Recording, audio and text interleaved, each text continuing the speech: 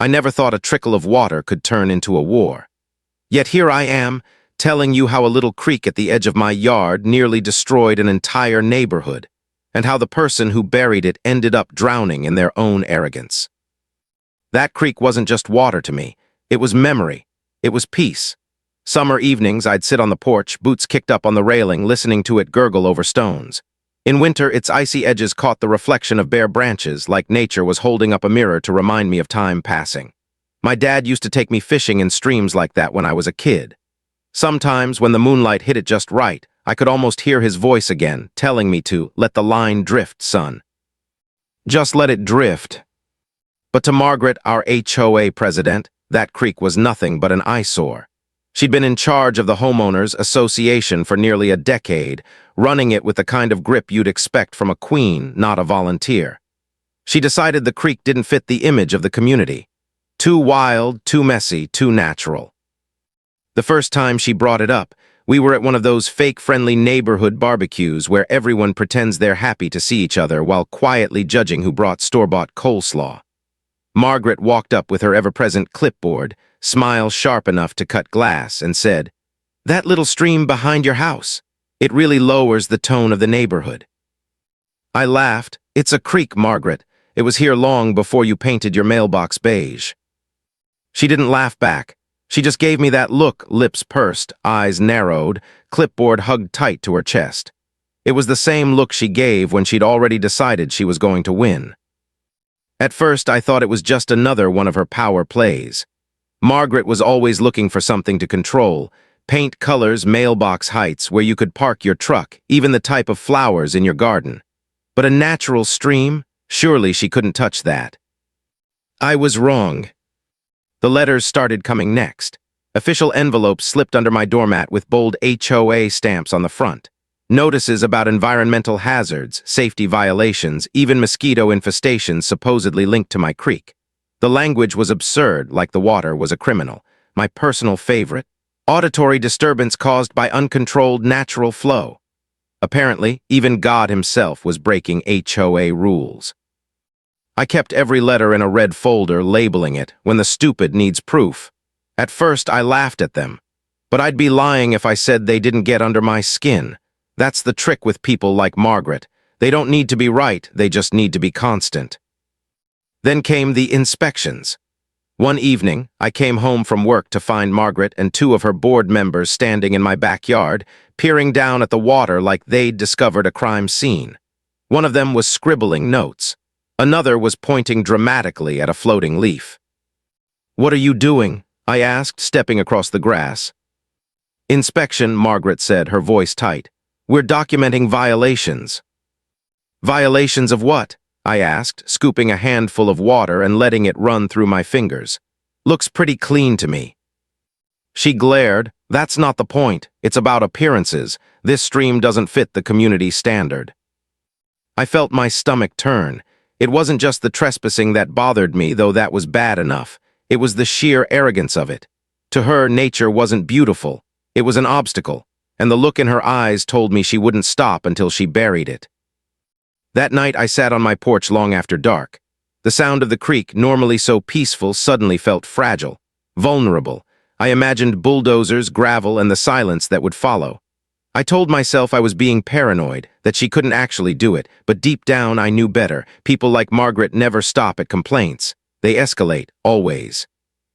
So I started preparing. Quietly, I saved every letter. I recorded every HOA meeting where she ranted about safety hazards. I didn't have a plan yet. Not revenge, not even a defense. Just readiness. Because if Margaret was going to make this personal, I needed to be ready for the day she brought the fight to my backyard. And something in her whisper that night, she leaned close and said, "The HOA always wins," told me that day was coming sooner than I thought. You ever walk into a room and feel like the verdict's already been written? That's what it felt like the night of the HOA meeting. The clubhouse smelled faintly of burnt coffee and Lysol. Fluorescent lights flickered above, buzzing like lazy hornets. Folding chairs scraped against the linoleum floor as neighbors shuffled in, murmuring to each other about mosquitoes, soggy lawns, or whatever rumor Margaret had whispered into their ears this week.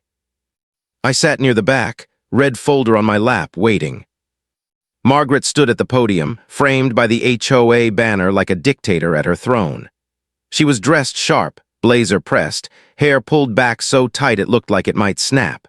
Her smile wasn't warm, it was hungry. She opened with her usual tone, syrupy sweet, full of gratitude for community engagement. Translation, she loved having an audience. Then came the first slide. A blown-up photo of my creek after a storm. Brown water, leaves caught at the bend. The caption beneath it read, "This is what we're living with." I raised my hand. That's called rain. A few people chuckled. Margaret's smile faltered. She clicked again. A stock photo of a mosquito watermark still faintly visible in the corner. Then another photo, a child standing next to a creek. Only problem, our subdivision doesn't have pine trees and there were plenty in the background. She was reaching and I knew it, but the dangerous part wasn't the bad evidence. It was the way she sold it. "We cannot risk the health and safety of our families," she said, her voice trembling just enough to sound noble. People shifted in their chairs. A retired teacher named Mr. Carter nodded slowly, as if convinced. A mom near the door hugged her toddler closer. Fear has a way of sticking, even when the facts don't. Then Margaret called up her expert. A man in a neon vest stepped forward.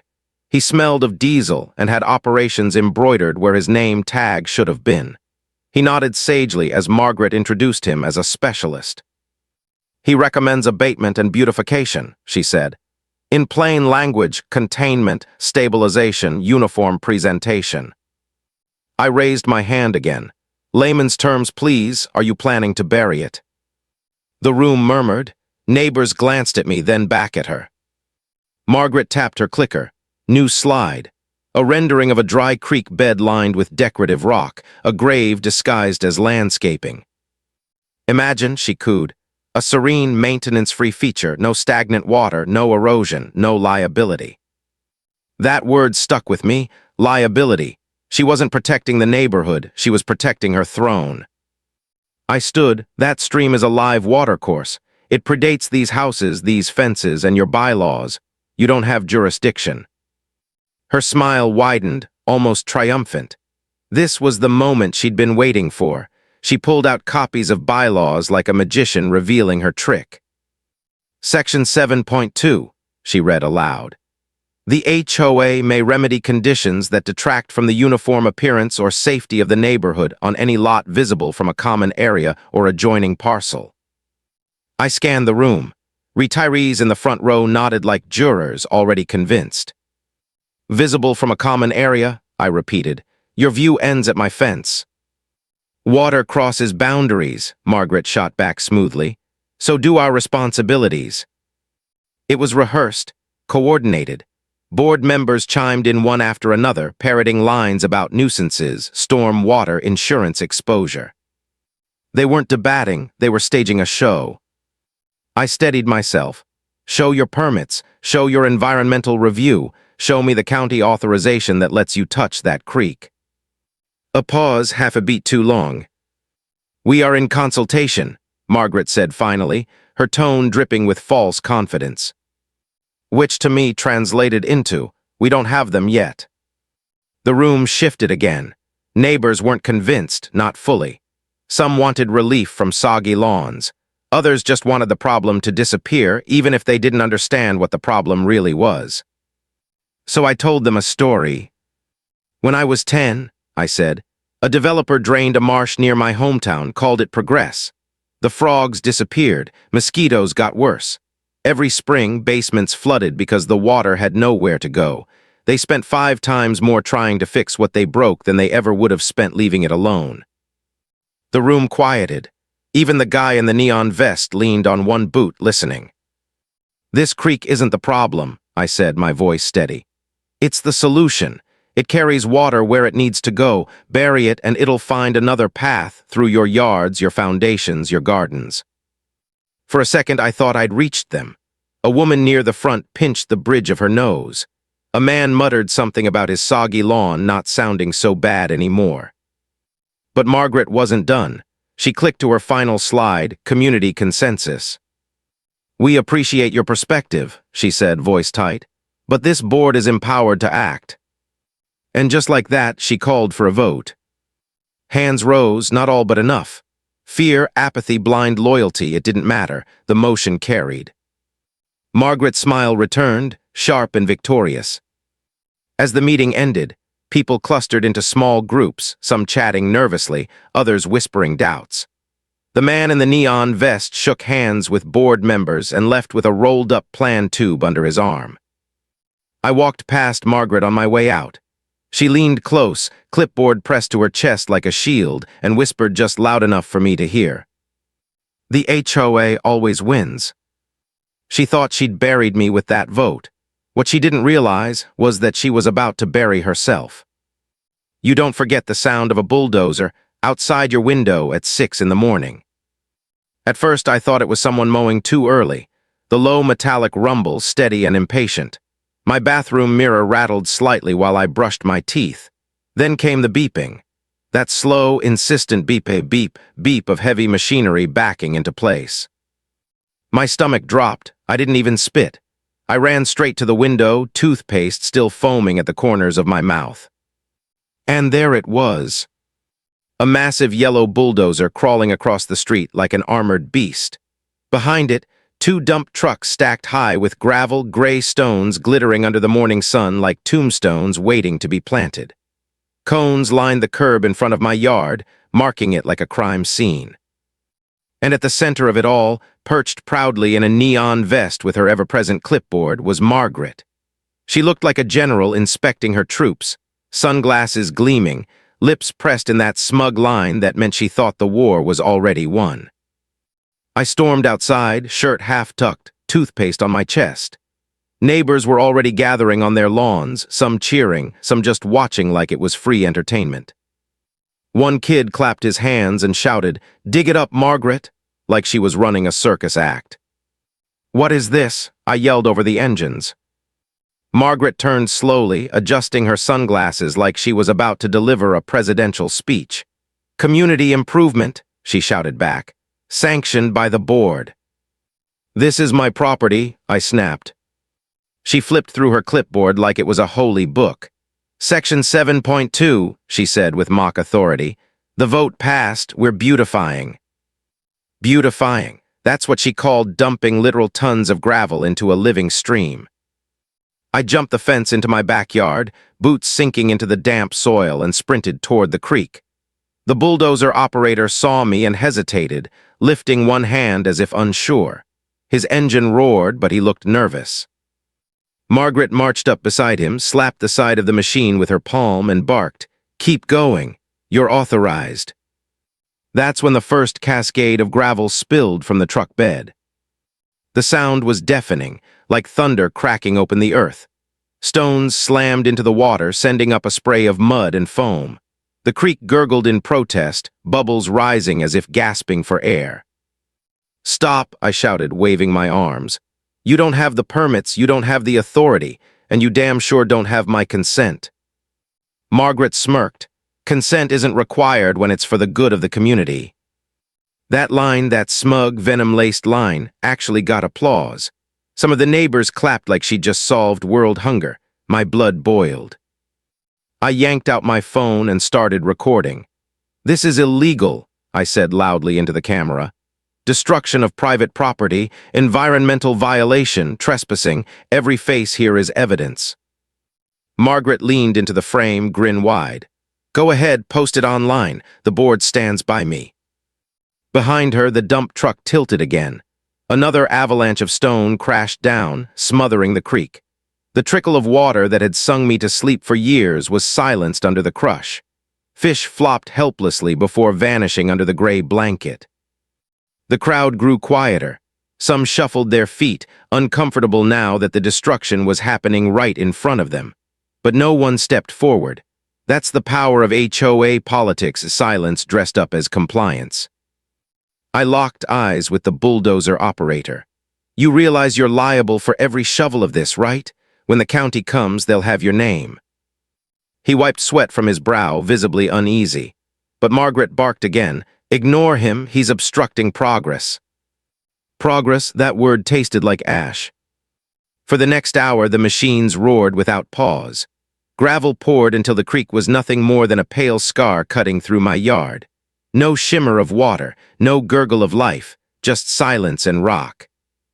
When it was done, Margaret strutted to the center of the gravel bed like a conqueror planting a flag. She spread her arms wide and declared, "Now this is beauty." A few clapped, fewer this time. Some turned away, but Margaret soaked it in like it was a coronation. I stood at the edge of the grave, fists clenched so tight my nails dug into my palms. My voice shook when I finally spoke. "You just killed it," I said. "You think you've won, but you have no idea what you've done." Margaret lowered her sunglasses, smirk curling across her face. "Correction," she said coldly. "What we've done, the HOA always wins." Then she marched off, clipboard under her arm, head high, as if she'd just signed some suburban declaration of victory. The crowd dispersed, neighbors whispering, some avoiding my eyes. A few lingered, their faces guilty, but none brave enough to speak. And me, I stayed.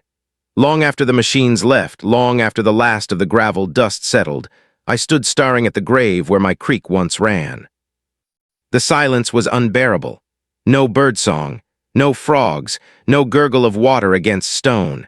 Just the crunch of gravel under my boots and the distant hiss of sprinklers in other people's yards. But here's the thing about water. It doesn't play politics. It doesn't care about bylaws or clipboards. Water waits. And I knew deep down that when it found a new path, Margaret and her empire of beige mailboxes and dead rules were going to regret every single rock they dropped that day. The first night after they buried the creek was the hardest. For years, I'd fallen asleep to that steady trickle of water. Not loud, just a soft background song, frogs, crickets, the gentle gurgle over rocks. But that evening, the silence hit me like a punch. No water, no chorus of night sounds, just stillness. It felt like someone had pressed mute on nature itself. I sat on the porch with a beer in hand, staring at the gravel bed under the moonlight. It looked like a scar, pale, unnatural, lifeless. The longer I looked at it, the more it felt like a grave. The next morning, the consequences showed up. The grass along the back fence had gone brittle overnight, pale at the tips. A fish floated belly up in the shallow puddle that hadn't yet drained away. Dragonflies buzzed low and confused, skimming circles like they were searching for a runway that no longer existed. Even the birds seemed to avoid my yard now, circling once before flapping off to greener places. Meanwhile, Margaret was celebrating. By noon, she'd set up folding chairs and a banner at the clubhouse that read, "Beautification Project Success." Cheap champagne flowed from plastic flutes. Neighbors gathered out of obligation, some out of fear of being seen not clapping. I didn't attend. I could hear the laughter echo across the subdivision while I trimmed my bushes slowly, deliberately. My phone buzzed with a text from a neighbor who'd slipped me tips before. She's bragging like she just built the pyramids. Sorry, man. I smirked bitterly. That was Margaret. Destroy something, then throw herself a parade. By evening, photos hit the community Facebook page. Margaret posing on the gravel bed like it was a red carpet, arms on her hips, chin tilted high. Captions dripping with self-praise, safety restored, hazards eliminated, order achieved. Her allies flooded the comments with praise. Finally, a leader who gets things done. Our neighborhood looks so much cleaner now. Thank you, Margaret, a real hero. A hero for killing a creek. I wanted to reply with photos of the dead fish, the cracked mud, the pale grass turning sick, but I didn't, not yet. Let her bask in her own glory, because the water hadn't had its say, not yet. 3 days later, the first cracks began to show. I was mowing my front lawn when I spotted Mr. Howard, the retired teacher, standing over his rose bed. His hose sputtered, barely dribbling. The roses sagged, their leaves curling inward like fists. "Water pressure's low," he muttered, frowning at the nozzle. "Never had this problem before." That night, a neighbor posted on Facebook, "Anyone else's sprinklers not working right? My lawn's turning brown." Replies poured in, fountains sputtering, lawns drying, gardens wilting. And yet Margaret stayed quiet. She sent out one of her glossy HOA emails instead, Temporary water issues. The board is working on it. Remain calm. Remain calm, like she was the captain of a sinking ship. Meanwhile, the neighborhood began to wither.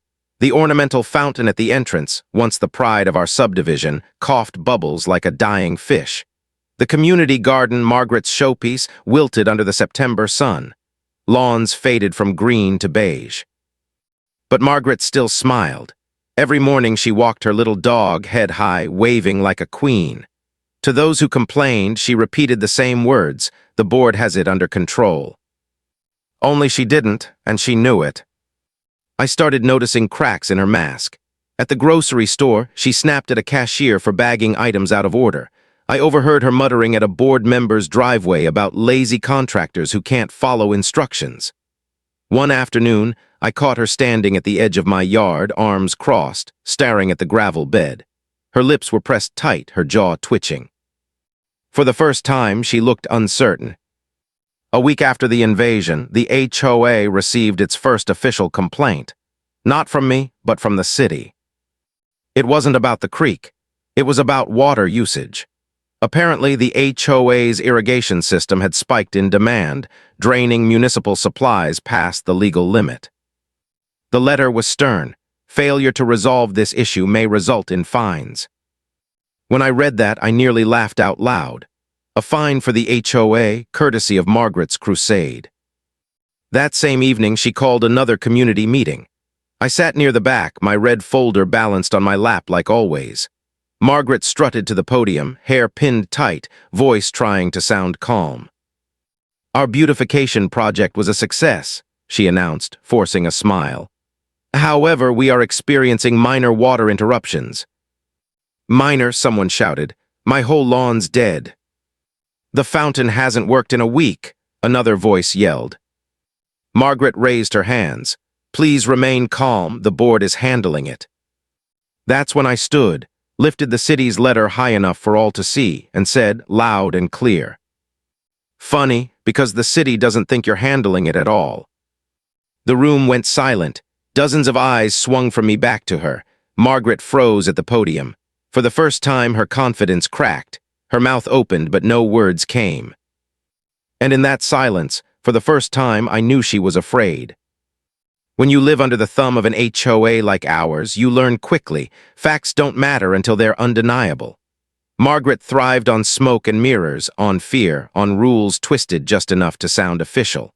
But water doesn't lie, and neither do old records. After that meeting, where I waved the city's letter and saw her mask falter for the first time, I knew I had leverage. But I also knew she'd try to twist it, to spin the blame back on me. Margaret was the type who'd accuse you of stealing the wallet she'd already taken out of your pocket. So I went digging. Not in the dirt, in the archives. The county courthouse is a brick relic from the 1950s, with floors that echo and filing cabinets that smell like mildew. I spent 2 afternoons there, hunched over survey maps and subdivision plats so old they crinkled when I turned the pages. My fingers came away dusted gray. And then I found it. A set of engineering notes from when the subdivision was first built. Stamped, signed, official. That creek behind my house wasn't just some random trickle. It was part of a designated stormwater management system. The developers had designed it to carry runoff into the retention pond behind the clubhouse. The same pond that fed the irrigation pumps for every lawn, flower bed, and fountain in the neighborhood. In other words, Margaret hadn't just buried my creek. She buried the HOA's own water supply. I laughed right there in the courthouse basement, the sound echoing off the tile. The clerk gave me a strange look, but I didn't care. It was poetic. Margaret's victory was nothing more than her own noose tightening. I photocopied everything, maps, permits, engineering notes, and stuffed them into my red folder. On the drive home, traffic didn't even bother me. I whistled, grinning like a fool at every stoplight. For once, I had proof stronger than any of her clipboards or speeches. Still, I kept it quiet. Timing is everything. If I'd blasted it out too early, she would have weaseled around it, claimed the papers were outdated, questioned their legitimacy, twisted the narrative until neighbors thought I'd forged the whole thing. No, I wanted the neighborhood to feel the pinch first. To watch their lawns wither, their gardens die, their sprinklers sputter like asthmatic lungs. I wanted the desperation to spread like cracks in dry soil. Only then would the truth hit hardest. And believe me, it was spreading. By the end of the second week, the Facebook group was a battlefield. Blurry photos of yellow lawns, rants about dead azaleas, sarcastic memes of tanker trucks labeled HOA Oasis. Anyone else's pool filter stopped working. $600 repair bill. My kid's slip and slide is useless. There's no water pressure. Why are we paying dues if everything's dying? Margaret tried to stay ahead of the storm. She sent long emails blaming infrastructure challenges and temporary disruptions. She even cornered me in the grocery aisle once, whispering through clenched teeth, "Stop spreading rumors." I smiled and held up my hands. "I don't need to spread rumors, Margaret. You're gravel, doing all the talking." Her face flushed red. She dropped a bag of dog treats into her cart and stormed off, muttering something about slander. The tide was turning. I could feel it in the way neighbors whispered to me now instead of avoiding me. "You think it's really the creek?" one man asked quietly, eyes darting around. I shrugged. All I know is things worked fine before it was buried. By the third week, the HOA board was in full panic mode. Emergency meetings every 3 days. Tanker trucks parked at the clubhouse lawn, hoses snaking across the streets like veins keeping a dying patient alive. Rumors swirled about costs in the tens of thousands. I attended one of those meetings just to watch the chaos. Margaret sat at the head of the table, blazer pressed but face pale, jaw tight. Papers were stacked in front of her like sandbags against a flood. "The city says we're exceeding our municipal water allotment," one board member groaned. "We've already spent $5,000 on tanker trucks," another muttered. "Homeowners are threatening lawsuits," a third whispered, glancing nervously at me in the back row. Margaret raised her hand, forcing calm into her voice. "We will not panic. The board has everything under control." That's when I stood, slow, deliberate red folder in hand. "Funny," I said, my voice carrying across the room, "because I've got documents that say otherwise." Every head turned. I opened the folder like a magician revealing the final card. Maps fluttered onto the table, old but sharp, stamped and signed with county seals. "According to the original subdivision plans," I said, pointing at the bold lines on the page, "that creek wasn't a hazard. It was the engineered water channel that supplied your entire irrigation system. By filling it in, you shut off your own water." Gasps a ripple through the room. Board members leaned forward, squinting at the fine print. One muttered, "He's right. I remember something about this when we moved in." Margaret's face went crimson. "Lies," she spat. "Those papers are outdated, irrelevant." I smirked. "Stamped, recorded, verified with the county. You can call the courthouse yourself. I've got the clerk's card right here." The room erupted. Neighbors shouted over each other. "She cut off our water." "My lawn's dead because of a mistake." "We've been paying extra fees for this." Margaret slammed her palm on the table. "Enough. The HOA always wins. We'll fix this." But the spell was broken. For the first time since I'd moved into that subdivision, people weren't nodding when she spoke. They were glaring. I closed the folder slowly, almost tenderly, and walked out. I didn't need to stay for the shouting that followed. The truth was out now, and truth spreads faster than any HOA newsletter. As I crossed my yard that night, I paused at the gravel bed. Water was already pooling at the edges, restless, searching for a new path. I crouched down, pressing my palm to the damp stones. "Patience," I whispered. "She's about to drown in her own arrogance." Because water doesn't stop. It doesn't forget. It waits. And so did I. Storms don't start with thunder. They start with whispers.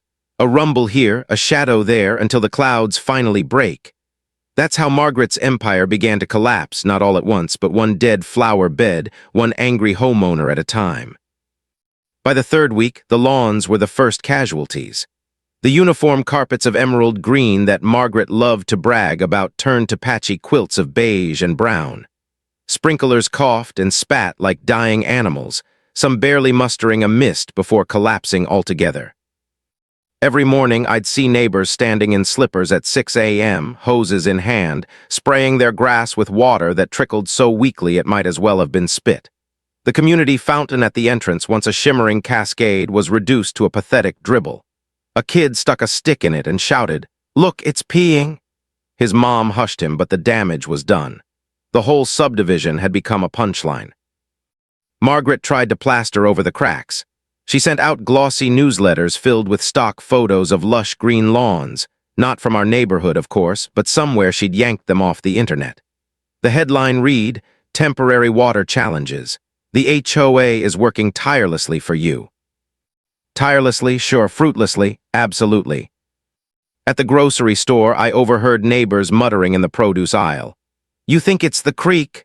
one woman asked, inspecting wilted lettuce. Her friend shook her head. "Margaret says it's just infrastructure repairs. She promised it'll be fine." "Margaret also promised the Halloween party would have real pumpkins," the first woman muttered. "We got styrofoam." Cracks weren't just forming in the soil. They were forming in Margaret's armor. The breaking point came at an emergency HOA meeting she tried to spin as a community resilience rally. The clubhouse was packed tighter than I'd ever seen. The air was heavy, sweat, frustration, the stale tang of burnt coffee. People weren't murmuring anymore. They were angry.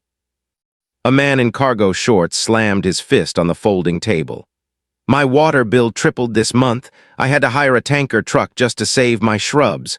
Are we getting reimbursed?" A woman waved a dead hydrangea branch like a protest sign. "My garden's gone. Do you know how many years it took me to grow these?" Margaret stood at the podium, smile stretched so thin it looked painful. "Neighbors, please.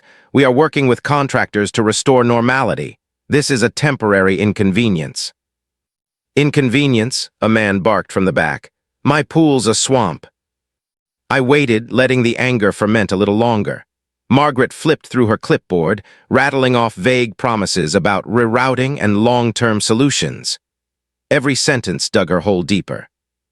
Finally, someone shouted what everyone had been thinking. "What about the creek? Didn't that feed the system?" The room went dead quiet. All eyes shifted to her. Margaret's jaw tightened. "The creek was a hazard," she snapped. "It had nothing to do with our water system." That was my cue. I rose slowly, red folder tucked under my arm. My voice carried clear enough for everyone to hear. "That's a lie, and you know it." Gasps, heads turned. Margaret's eyes locked on me, sharp as knives. I walked forward and laid the county maps on the table for all to see. Bold black lines marked the subdivision plans. My finger tapped the bolded outline of the creek. "This," I said, "was your lifeline. You buried it. You killed your own water supply." The crowd erupted. Shouts overlapped, angry, betrayed. "Is this true?" someone demanded. "She cut off our water," another cried. "We voted for this." Margaret raised her hands, desperate now. "Those documents are outdated. The system was already failing." "No," I cut her off, voice steady. "I checked with the county last week. The creek was doing exactly what it was designed to. You buried it without permits, without environmental review, without homeowner consent." Chaos, people shouted over each other, demanding answers. A man waved his water bill in the air. "I paid $800 this month just to keep my lawn alive. Who's paying me back?" Margaret's mask cracked. She shrieked, "This is sabotage. He's spreading lies because he hates the HOA." But her voice was drowned out by the roar of the crowd. Neighbors who once nodded obediently at her speeches were now circling like wolves. That night, Margaret didn't strut out of the clubhouse. She slunk out, clutching her clipboard like a shield, her little dog yapping nervously at her heels. And for the first time, people didn't move aside respectfully as she passed. They stared, whispered, pointed. The panic had officially begun. The next week was a spectacle. HOA trucks hauled in giant water tanks, hoses stretching across streets like IV lines keeping a dying patient alive. Costs soared, rumors said tens of thousands. Fees skyrocketed. Special assessment notices landed in mailboxes demanding hundreds from every homeowner. That's when the pitchforks came out. Not literal pitchforks, but petitions. Neighbors passed around a motion to remove Margaret as president. Signatures piled up overnight. People who had once clapped politely at her speeches now signed their names with fury. Fear had evaporated. Shared misery had united them in a way no community picnic ever could. Margaret fought back the only way she knew how: denial. Long emails blaming infrastructure failures, climate anomalies, even acts of God. One particularly desperate message accused me directly. Certain homeowners may have tampered with natural features to create this crisis. I laughed when I read it. Water doesn't lie, and neither do county documents. I had both on my side. By the end of the month, the HOA's once pristine paradise looked like a ghost town. Brown lawns, dead flowers, a fountain dry as bone. The pond behind the clubhouse, once a mirror of blue, now a stagnant swamp buzzing with mosquitoes, the very hazard Margaret had sworn she was eliminating. And there she was one evening, swatting at her own face, cursing under her breath, undone by her own plague. The queen crumbling. And me, I didn't lift a finger, I didn't need to. All I had to do was wait. Because the moment she buried that creek, she buried herself. Sometimes destruction is loud, engines roaring, gravel crashing, voices shouting. And sometimes it's quiet, a kind of silence that spreads through a neighborhood like rot. By the time the lawns had turned brittle and the HOA's emergency funds were bleeding dry, the silence was everywhere. Neighbors didn't wave at Margaret anymore. They didn't move their sprinklers when she walked past with her clipboard. Some even closed their blinds when she strutted by, pretending not to see her at all. For someone who thrived on being watched, on being obeyed, that silence cut deeper than words. I thought that might break her. I thought she'd step down, resign gracefully, save what little dignity she had left. But Margaret was too proud for that.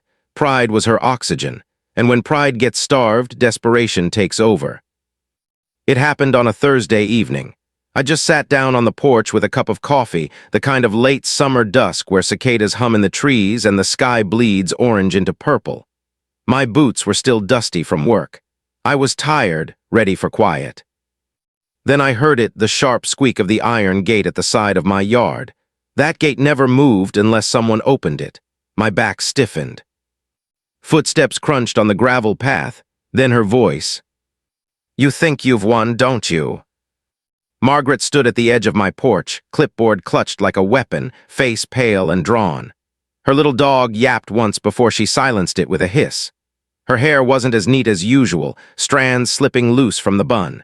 Even her blazer was wrinkled, as if she'd put it on too quickly. I didn't stand. I just took a slow sip of coffee and said, "Gate squeaks loud. You might want to oil it next time you trespass." Her nostrils flared. "You've turned everyone against me. You think waving around old paperwork makes you a hero. You're nothing but a troublemaker." I let the silence sit between us for a moment, broken only by the cicadas and the faint hiss of sprinklers struggling in the distance. "You buried the creek, Margaret," I said quietly. "The water doesn't care about your rules. It found a way to remind everyone who really keeps this place alive." Her jaw tightened. "I built this neighborhood. I kept it clean, orderly, respectable. Without me, it'll fall apart." I leaned forward, setting my mug down on the porch rail. "It's already falling apart, and you did it with your own hands." For the first time since I'd known her, her eyes flickered with something I didn't expect, not anger, not arrogance. Fear. Before she could reply, a voice called out from across the street. "Hey, Margaret." It was Mr. Howard, the retired teacher. He walked over, holding a water bill in his hand. Behind him, more neighbors spilled out of their houses, drawn by the sound of raised voices. "You gonna pay me back for this?" Howard demanded, waving the paper. "Tripled this month because of you." Another neighbor chimed in, her arms crossed tight. "My hydrangeas are dead. 20 years I cared for that garden, gone." "I had to drain my pool," someone else added bitterly. "Cost me a fortune." One by one, they circled closer, voices layering over each other, frustration spilling out like the water they no longer had. Margaret's face went pale. She spun in circles, clipboard clutched tight, barking, "This isn't my fault, it's sabotage. She jabbed a finger toward me. He spread lies, he turned you all against me." But no one was looking at me. All eyes were on her. Mr. Howard stepped forward, his voice calm but sharp. "We've all seen the documents. We've all seen the creek. You buried it, Margaret, and now we're paying the price." The crowd murmured in agreement. Someone shouted, "Resign." Another echoed it louder this time, "Step down." Her composure cracked. She clutched the clipboard tighter, eyes darting like a cornered animal. "The HOA always wins," she muttered almost to herself. "The HOA always wins." But even her own board members, who'd stood behind her for years, weren't meeting her eyes now. One of them turned and walked away without a word. Another shook his head and muttered, "Enough's enough." Margaret tried to speak again, but her voice broke. It wasn't the commanding bark of the woman who once ordered bulldozers into my yard. It was the trembling plea of someone who knew the ground had shifted under her feet. "I was only trying to protect us," she whispered, but no one believed her anymore. The neighbors didn't scream. They didn't shout.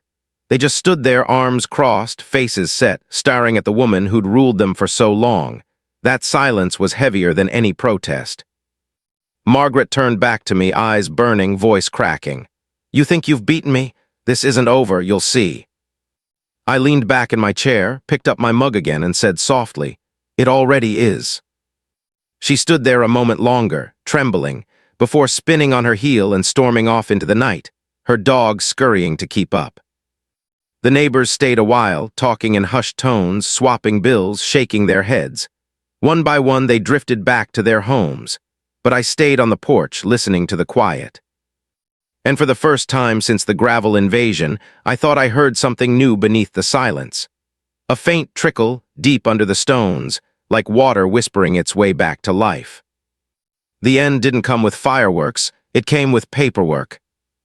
2 weeks after that confrontation on my porch, envelopes arrived in every mailbox, stamped with bold letters. "Emergency HOA meeting, mandatory attendance."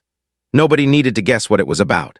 By then the lawns were brittle husks, the fountain stood dry and cracked, and the retention pond was little more than a mosquito swamp. People were angry, not quietly angry, visibly, audibly furious. That night the clubhouse buzzed with tension. Folding chairs filled every corner, neighbors clutching water bills, photographs of dead gardens, and copies of the petitions that had been circulating. The air smelled of sweat and dust. You could hear the scrape of restless feet on the linoleum floor, the low hiss of whispered conversations. Then Margaret walked in. She didn't strut this time. No triumphant smile, no tight bun gleaming under fluorescent lights. She moved like someone walking into a courtroom where the verdict was already sealed. Her blazer was pressed, but it couldn't cover the slump of her shoulders.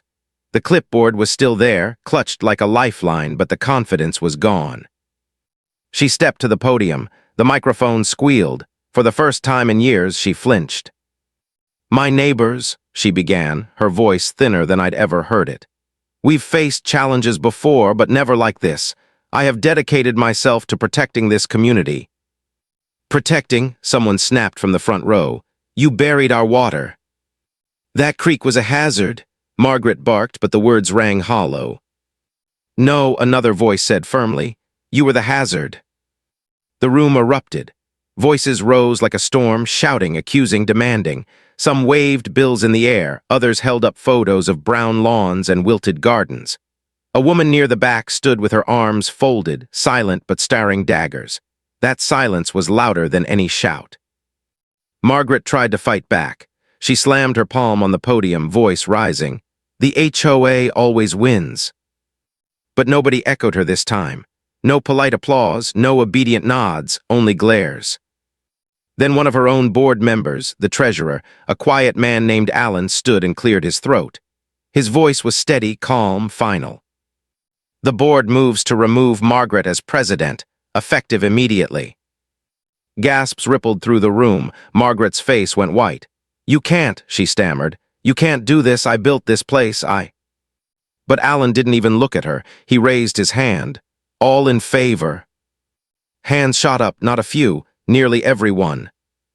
Margaret spun in circles, searching for support, but the faces she'd once ruled over now looked at her with something colder than anger: rejection. The vote was unanimous. And just like that, Margaret was done. She stumbled from the podium, clutching her clipboard as if it might anchor her. Her little dog barked nervously at her heels. No one moved aside. She had to shoulder her way through the crowd, muttering, sputtering, voice cracking. When she finally pushed through the doors, they swung shut behind her with a dull thud. The Queen was gone. The HOA board dissolved soon after. With lawsuits looming, fines piling, and no money left in the coffers, they voted to disband entirely. For years, those 3 letters had ruled every yard, every mailbox, every paint color, and in one meeting they were erased. As for the creek, nature doesn't stay buried. Within weeks, the gravel bed began to shift. Small channels opened at the edges where water forced its way through. Then one morning, after a heavy rain, the trickle returned. It bubbled stubbornly, carving its way past the rocks, winding down the same path it had always known. I walked out onto the porch that day and listened. The sound was faint at first, but it was there, the gurgle, the song I'd missed for months. Neighbors noticed too. They stopped by one after another, shaking their heads in disbelief. "It's coming back," Mr. Howard murmured, almost reverent. "After all that, it's coming back on its own." It didn't roar, it didn't flood. It just returned, steady and patient, like it had been waiting for Margaret to step aside. That's the thing about water. You can bury it, block it, silence it, but it remembers, it persists. Sometimes I sit on my porch in the evenings, boots dusty, coffee warm in my hands, and I think about everything that happened. The bulldozers, the gravel, the shouting matches, the laughter at my expense. And then I think about the silence that followed, the silence that nearly broke me. Now that silence is gone. The creek sings again, frogs croak in the reeds, dragonflies dart low over the water. Nature restored itself without permission, without bylaws, without a single vote. And Margaret, I heard she sold her house quietly, late at night, boxes loaded into a moving truck while neighbors slept. No farewell barbecue, no parade, just silence. She slipped away like a shadow, leaving behind nothing but brown lawns and bitter memories. Sometimes, when I walk past her old house, I wonder if she hears the creek wherever she is now. If she lies awake at night remembering the sound she tried to bury. If she realizes that for all her rules and clipboards, she lost to something older, stronger, and more patient than her. Because in the end, the creek didn't just come back, it outlived her. And that's the real truth. People like Margaret think they can control everything. But nature and truth and justice, they have a way of finding their path, no matter how much gravel you pour in their way. Sometimes the best revenge isn't loud. It's steady, quiet, inevitable. Like water finding its way home. You've heard this confession, now wait until you hear the next one. The truth that shatters everything you thought you knew.